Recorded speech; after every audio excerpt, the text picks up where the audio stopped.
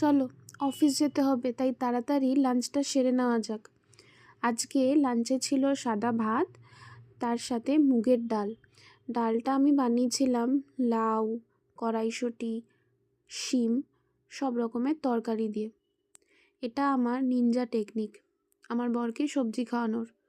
তিনি লাউ, কড়াইশুঁটি, শিম এসব কিচ্ছু খাবেন না, কিন্তু ডালে দিয়ে দিলে সব খেয়ে নেয়। তাই এইভাবেই আমি রান্না করি। তার সাথে ছিল চচ্চড়ি।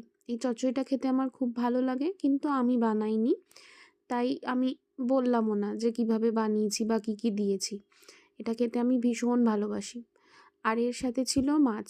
কাতলা মাছটা ভাপা করে রান্না করেছিলাম, খুব কম মশলা দিয়ে, পেঁয়াজকলি, বড়ি, বেগুন সব দিয়ে মেখে। ও টমেটোটা ছিল একটা মেন, অ্যাকচুয়ালি আমি টমেটো পিউরি করে দিয়েছিলাম, ওটা দিয়ে বানিয়েছিলাম। আর একটু আদা, নুন, হলুদ, ব্যাস আর কিচ্ছু না, খেতে খুব ভালো হয়েছিল।